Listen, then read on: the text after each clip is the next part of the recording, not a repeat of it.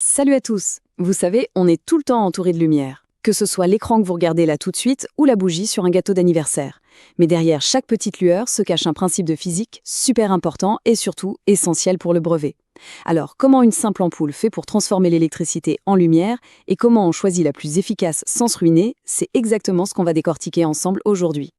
Pour commencer, petit voyage dans le temps. Regardez cette frise. Ça part du feu de bois, ça passe par la lampe à huile, puis l'ampoule à incandescence qu'avaient nos grands-parents, pour arriver à la LED qu'on a partout aujourd'hui. La technologie, elle, a complètement changé, c'est clair. Mais le principe de base, lui, est-ce qu'il a vraiment évolué? C'est quoi le point commun entre une flamme et un écran de smartphone? C'est la question qui va nous guider. Alors, voilà notre programme. D'abord, on va percer le secret de la lumière. Ensuite, on va se faire un petit duel watt contre lumen pour que vous deveniez des pros du choix d'ampoule. Après ça, direction le soleil, notre batterie géante à tous. Et on finira avec une fiche de révision mission brevet pour être au top. Alors, prêt? C'est parti. Ok, première idée super importante à retenir. Une source de lumière ne crée jamais de lumière à partir de rien. Ça, c'est impossible. En fait, toutes les sources de lumière, absolument toutes, sont des sortes d'usines à convertir l'énergie.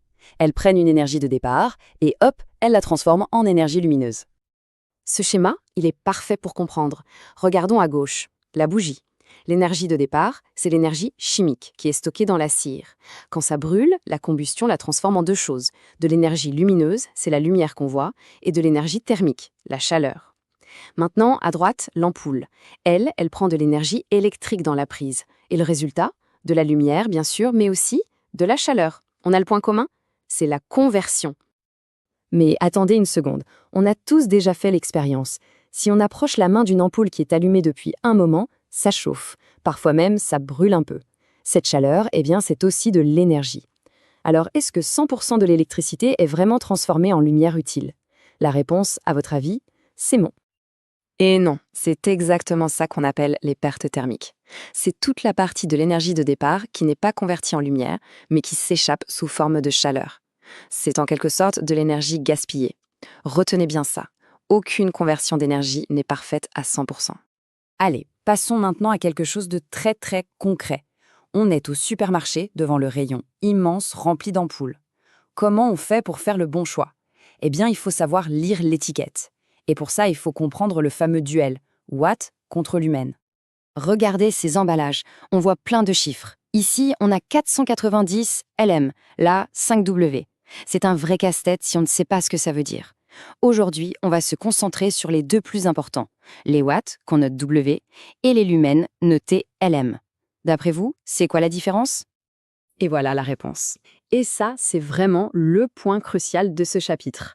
Les watts, les W, ça mesure la puissance, c'est-à-dire l'énergie électrique que l'ampoule consomme chaque seconde. C'est ce qu'elle mange pour fonctionner.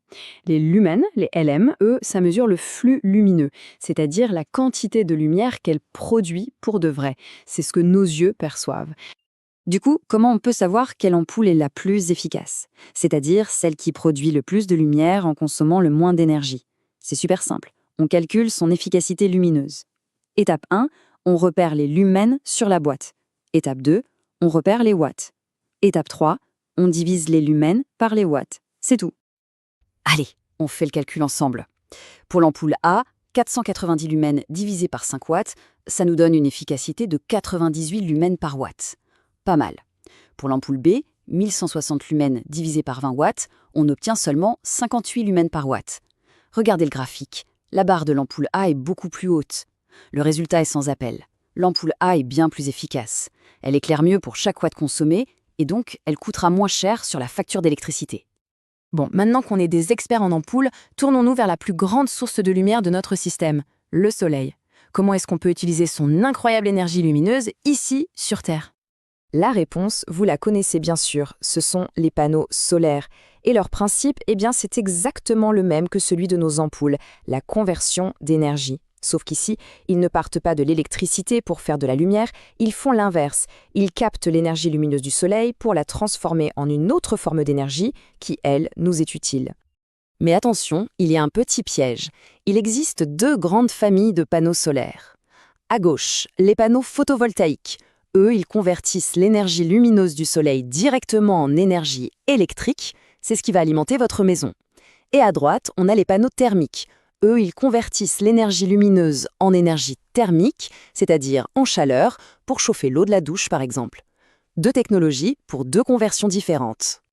Allez, concentration maximale pour cette dernière partie. C'est le moment de sortir le cahier, voilà la fiche de révision express, tout ce qu'il faut absolument avoir en tête pour le brevet.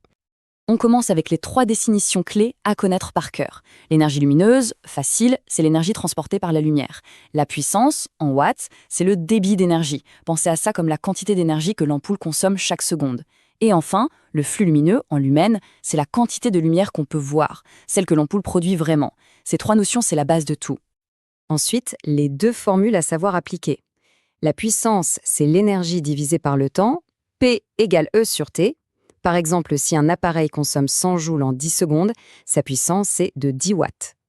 Et la formule de l'efficacité, qu'on a déjà utilisée, le flux en lumen divisé par la puissance en watts. Et attention, notez bien les unités, c'est la clé pour ne pas perdre de points bêtement. Et pour finir, 3 conseils en or pour le jour de l'épreuve. Premièrement, toujours écrire les unités après vos résultats.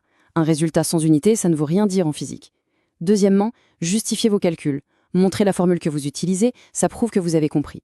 Et troisièmement, lisez bien toute la question avant de foncer tête baissée. Ça évite de répondre à côté de la plaque. Et voilà, on a fait le tour. On a répondu à notre question du début. Le point commun entre la flamme et la LED, c'est bien la conversion d'énergie. Maintenant qu'on sait produire et utiliser la lumière de manière plus efficace, une petite question pour l'avenir. À votre avis, quelle sera la prochaine grande révolution dans le monde de l'éclairage ? La physique, en tout cas, vous donne les clés pour l'imaginer.